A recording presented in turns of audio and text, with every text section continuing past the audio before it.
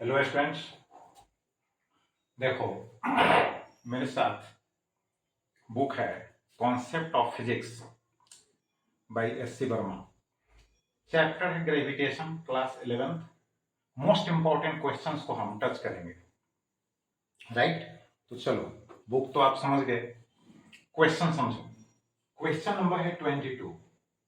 Find the height over the earth surface at which the weight of a body becomes half of its value at the surface। मतलब surface से, अर्थ के surface से कितने height पर जो है body का वेट जो होगा सरफेस पर के वेट का हाफ हो जाएगा। फॉर्मूला लगा दो। मैंने कहा था पहले भी कि हाइट के साथ जी का जो वेरिएशन होता है उसका कौन सा फॉर्मूला कहां पर यूज करना है। तो अगर हाइट स्मॉल हो तो उसके लिए अलग फॉर्मूला है, हाइट लार्जर हो तो उसके लिए अलग फॉर्मूला है। तो देखो, g h is equal to g R square upon R plus h का होल स्क्वायर हो गया। अब इसमें यहां तो जी है, यहां भी जी है, ये सरफेस पर है और ये हाइट पर है। हमको वेट है ना, में इसको कन्वर्ट करना है। तो बॉडी का जो मास है उससे मल्टीप्लाई कर देंगे ऑन बोथ साइड्स। तो यहाँ मल्टीप्लाई करेंगे, यहाँ तो इसके बाद देखो एम से मल्टीप्लाई कर दिए, यहाँ पे मल्टीप्लाई कर दिए, अभी वो वेट हो गया। अब यह जो वेट हुआ इस हाइट पर, यह जो वेट एम जी है कहां पर का है, एट दिस सरफेस है। तो ये जो हाइट पर जो है m g h is equal to m g upon 2 है अकॉर्डिंग टू क्वेश्चन। तो आई हैव पुट हियर, देखो 1/2 इंटू हो गया m g, that is m g by 2 is equal to m g R square by R plus s का whole square. Again लिखे हैं यहाँ, क्यों? क्योंकि यहाँ एम जी एस जो है एम जी बाई 2 है, इसलिए अब एम जी कैंसिल हो गया। अब क्रॉस मल्टीप्लाई जब हम करेंगे तो r प्लस एच का होल स्क्वायर होगा। 1 में मल्टीप्लाई करेंगे तो कोई चेंज नहीं होगा, is equal to 2r square हो गया। This implies r plus H निकालेंगे तो स्क्वायर रूट लेना होगा, तो √2 इंटू हो गया r। अब r को हम इस साइड में लाएंगे, फिर r कॉमन लेंगे तो h इज इक्वल टू हो जाएगा √2 माइनस 1 इंटू r। क्लियर हो गया? अब देखो क्लियर कॉन्सेप्ट इसका हुआ, नेक्स्ट का भी होगा clear concept. Find the value of g on the top of Mount Everest। h is equal to given है, g at sea level is 9.80 metre पर सेकंड स्क्वायर। तो सी लेवल पर कितना है g का वैल्यू 9.80 मीटर पर सेकंड स्क्वायर। अब देखो हाइट के साथ वहां फॉर्मूला लगाए हैं कुछ और, यहाँ कुछ और। अगर हाइट स्मॉल होगा तो उसके लिए हम फॉर्मूला यूज करेंगे हाइट के साथ जो जी का वेरिएशन होता है, जो जी में चेंजिंग होता है, तो g h is equal to g into 1 minus 2h upon R. Binomial theorem उसमें यूज करने के बाद है ना, इस रिलेशन को हम फाइंड आउट करते हैं। तो g h is equal to g into 1 minus 2h upon R. This implies g h is equal to 9.8 put कर दिए, जो at the surface that is at the sea level हुआ। अब 1 माइनस एच का value यहां put कर दिए, 2 into हो गया। अब इसके बाद देखो 2 से मल्टीप्लाई कर देंगे, फिर एलसीएम लेंगे, तो एलसीएम लेंगे तो इतना होगा, चूंकि 6400 किलोमीटर होता है रेडियस, तो मीटर में उसको कन्वर्ट कर दिए हैं। अब फिर 1 से मल्टीप्लाई होकर इतना हो जाएगा। अब मैथमेटिक्स से इतना तो बेसिक कॉन्सेप्ट होना ही चाहिए बच्चे को, क्योंकि इसमें एडिशन है, सब्ट्रैक्शन है, मल्टीप्लाई है, डिवीजन है। बोर्ड मार्क्स तो याद ही है। तो यहाँ तो ब्रैकेट्स का सवाल सबसे पहले होगा, पहले हम इसको सोल्व कर लेंगे, उसके बाद 9.8 से मल्टीप्लाई कर देंगे, राइट। चलो अब नेक्स्ट क्वेश्चन देखते हैं। Find the value of g at depth. अब डेप्थ के साथ आ गया, तो डेप्थ के साथ कह रहा है और डेप्थ दिया हुआ 640 मीटर। तो डेप्थ के साथ जो जी का वेरिएशन है उसका रिलेशन हम बतला चुके हैं, g d. D stands for depth है, तो डी डेप्थ पर जो एक्सेलरेशन ड्यू टू ग्रेविटी है is equal to g at the surface into 1 minus d upon R. R क्या है? रेडियस। अब रेडियस 6400 किलोमीटर, उसको मीटर में कन्वर्ट कर दीजिए, डी का वैल्यू डाल दीजिए, तो 9.8 हो गया, जी का वैल्यू हो गया, इंटू डी का वैल्यू हो गया 640 हो गया, यहाँ 6 है ना, 64 इंटू 10 टू द पावर 5 हो गया, क्योंकि 6400 किलोमीटर है तो उसको मीटर में कन्वर्ट किए। अब 10 यहाँ प्लेस कर दो तो ये 640 कैंसिल हो जाएगा, तो फिर 40 बचेगा, तो फिर एलसीएम ले लेंगे, तो यहाँ 4 जीरो है, इसके साथ देख लो, एलसीएम लेंगे 1 में मल्टीप्लाई करेंगे, फिर -1 हो गया। फिर इस मैथमेटिक्स को आप सोल्व कर सकते हो, इसमें कोई प्रॉब्लम नहीं है। अब नेक्स्ट क्वेश्चन देखो भाई, टू कंसेंट्रिक जो है यहाँ पर, है ना, स्फेरिकल सेल्स है, एक का रेडियस r1 है, दूसरे का रेडियस r2 है, इसका मास जो है m1 है और बड़े वाले का मास जो है m2 है। R1 जो है इज लेस देन R2 है। R1 जो स्फेरिकल सेल है, R1 रेडियस वाला जो स्फेरिकल सेल है, एक R2 रेडियस वाला स्फेरिकल सेल है, तो छोटा कौन है सेल? तो R1 रेडियस वाला, क्योंकि क्वेश्चन में कह रहा है कि R1 is less than R2, right.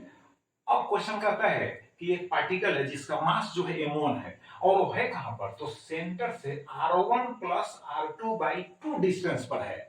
तो ये तो इसके इनसाइड में होगा नहीं, R1 प्लस R2 बाई 2 जो होगा, है ना, इसी स्पेस में होगा, इसी स्पेस में होगा। तो यहां पर हम पुट कर दिए P पॉइंट पर। अब देखो, अब इस पार्टिकल पर फोर्स निकालना है, ग्रेविटेशनल फोर्स।